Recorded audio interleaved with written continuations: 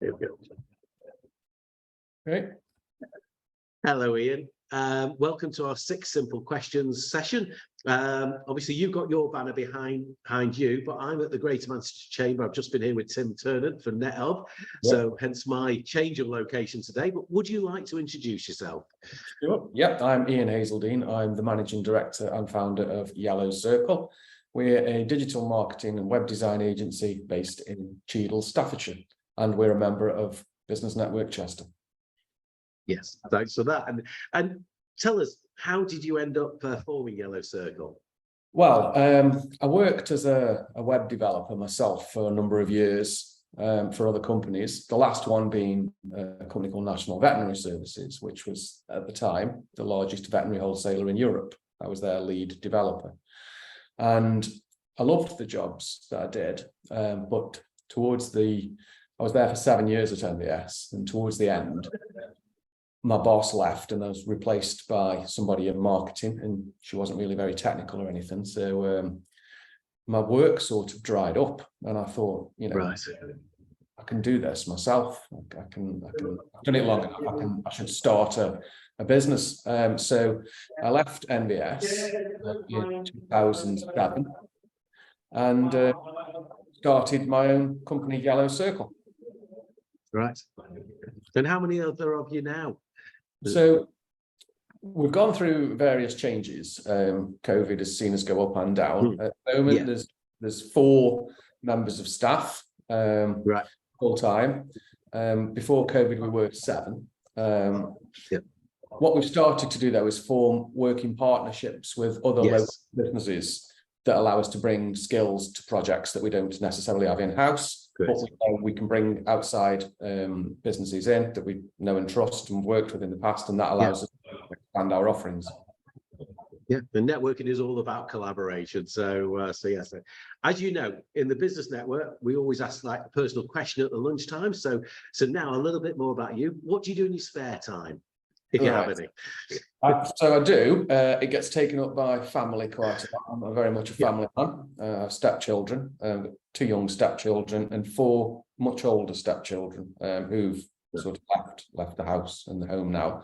But yeah, we all like traveling. So whenever we can get away to the coast, or in a couple of weeks we're going to Ireland visiting family for a week, which is nice. So we all like traveling and day trips and things like that. I like walking quite a lot as well. And sometimes the kids also like walking if you promise them a bag of sweets or something at the end of it. Bribe them enough. And I also love, I've been into, since I was 8 years old, I love video games. And so do my stepchildren. My wife doesn't, so she doesn't get involved. Stepchildren, and me, we have some good fun on video games. Great, right. Now, do you listen to any podcasts at all? Can you recommend any to us? I do. Most of the ones I listen to wouldn't really be helpful here, but there is one that was recommended to me by Andy Lowe from Sandler, and it's the Sandler How to Succeed podcast. That one's quite nice because the episodes are quite short and quite helpful, so they're digestible on car journeys when you're going to meetings and things like that. That's a pretty good one. It's called How to Succeed by Sandler Training. Right. Brilliant. Right. Well, when I do my 6 simple questions with Andy, I'm hoping he'll recommend that one. So, well, he did. So a book, and books. Do you read any books? Or the one that stuck out in business terms was one called The Chimp Paradox. You might have heard of it. Yes, I have. Yeah. So that leads into my next answer, actually. But I thought that was. I can see what he talks about. I can see in my youngest stepson. He's a massive chimp.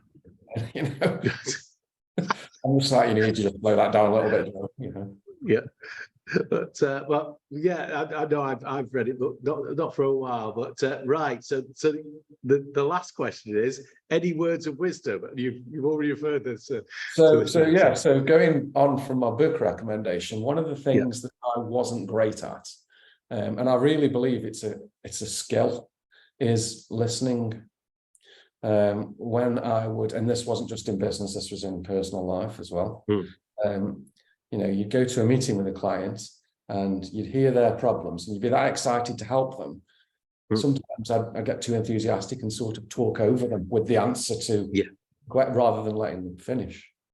And over the past few years, I think I've developed a skill of listening, and I think it's one that a lot of people don't necessarily have, and it's a really good one to have, and it's not a difficult one to achieve either. You know, it's just sort of like stop and listen. And I think listening to people is what I would tell a lot of people. Yeah. And it's one thing that I say when networking is listen carefully, because you're waiting for them to say something that you go, oh, actually I can help you with that, or or know somebody who can help. So listening is a key factor in business, yes. Although we'll say I've got selective hearing. That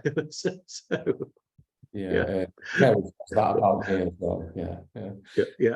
But no, that's a brilliant one. Yeah, it's one we've not had before in all the ones I've done. Nobody said that one, so that's great. Well, look, Ian, thank you so much for taking part in this. It's been great. Thank you so much. No problem, Simon. Thank you. Okay. Bye. Bye-bye.